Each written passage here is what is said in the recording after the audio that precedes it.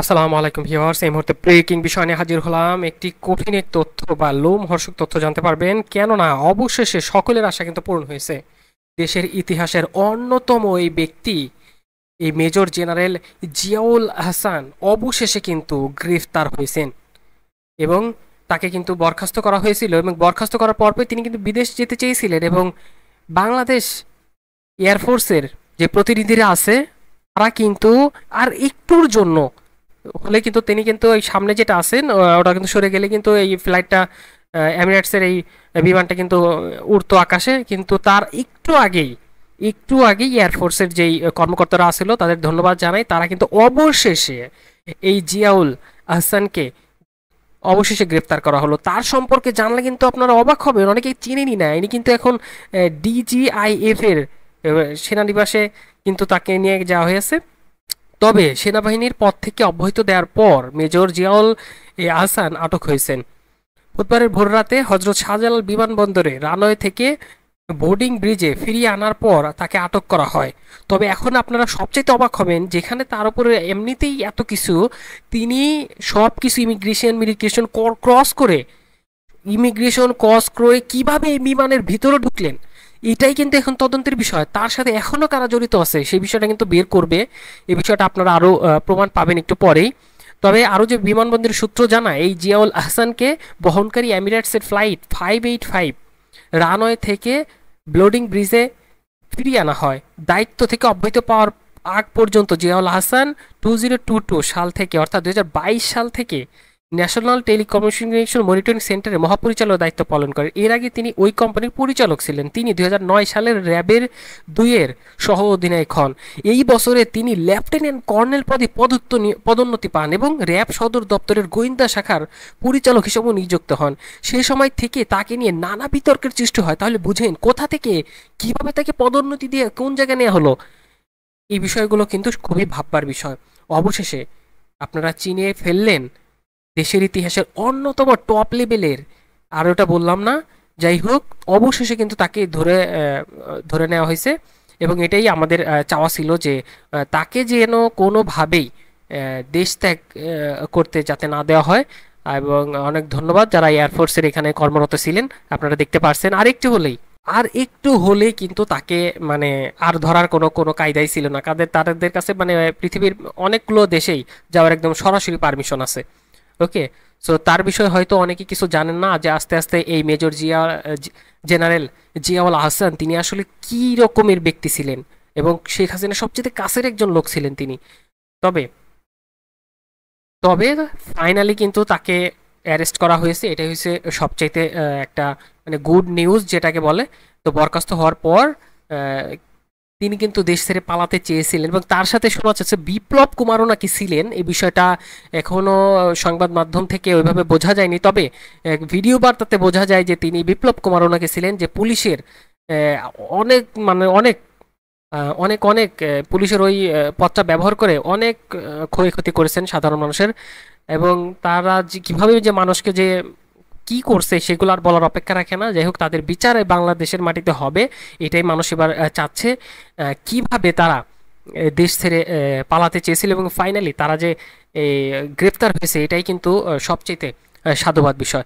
So সবাই এই বিষয়টা জেনে গেলেন, যে অনেক আগে হয়তো জানছেন, দেখছেন কিন্তু একটা বিমানের মানে বাংলাদেশ আন্তর্জাতিক বিমানবন্দর যেটা এই হজরত শাহজালাল আন্তর্জাতিক যে বিমানবন্দর, সেখান থেকে দৃশ্য কিন্তু আপনারা দেখতে পারছেন। এবং সবার মধ্যে যেন একটা মানে একটা ফ্রি, মানে আপনি জেলখানার মধ্যে ছিলেন এরকম একটা মনে হচ্ছে।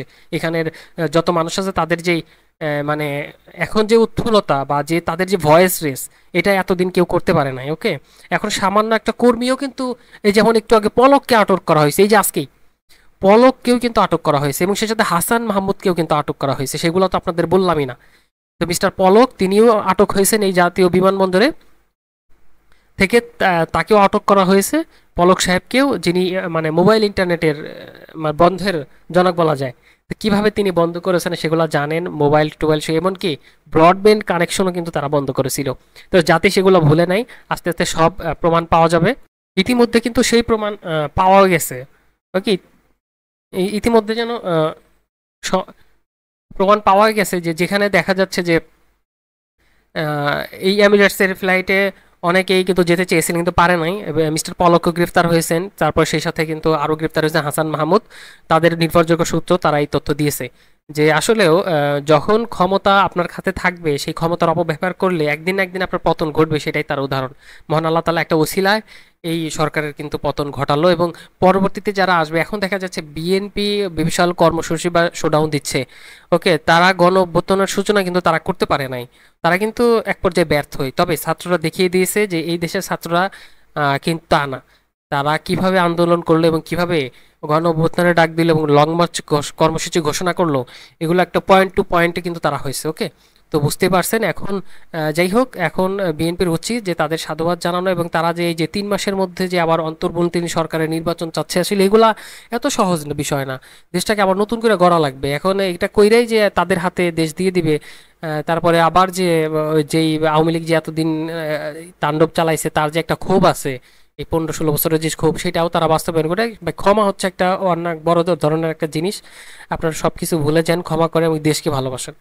এইভাবে যে এই যে এরকম কত জায়গায় কত কিছু করতেছে, এবং যাদের ক্ষোভ ছিল অনেকে দিয়ে শুনেছি যে, যেহেতু নিউজ নিয়েই থাকি, তো শুনতেছি যে অনেকেই নাকি আওয়ামী লীগের অনেক নেতাকর্মীদের হত্যাও করা হয়েছে।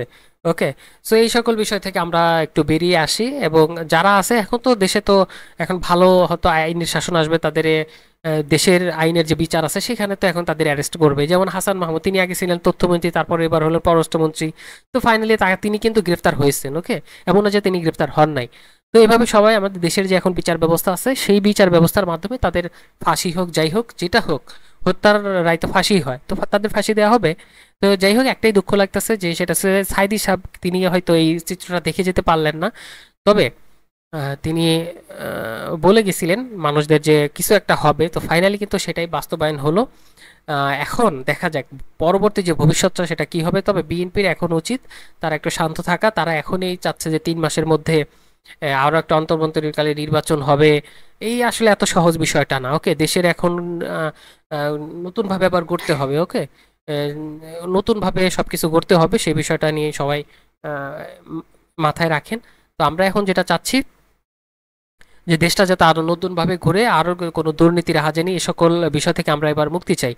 তো দেখতে পাচ্ছেন আপনারা এমিরেটস এর ফ্লাইটের খুব সামনাসামনি অবস্থান, এখানে কিন্তু এবার এই জিয়াউল হাসান, ওকে, ইতিহাসের সেরা অন্যতম টপ লেভেলের এই মেজর জেনারেল জিয়াউল হাসান, অবশেষে তাকে গ্রেফতার করেছে বাংলাদেশ এয়ারফোর্সের যে কর্মরত আছে, তাদের যাদের এই সিকিউরিটি সেফটির দায়িত্ব আছে, তারা গ্রেফতার করেছে। এবং এর একটু বিশেষ সূত্র পেয়েছিল, এবং পিনাকি ভট্টাচার্য দেখলাম যে ফেসবুকে পোস্ট করে জানিয়ে দিয়েছেন তিনি নাকি পালাবেন, তো পালানোর আগেই তাকে গ্রেফতার করলো।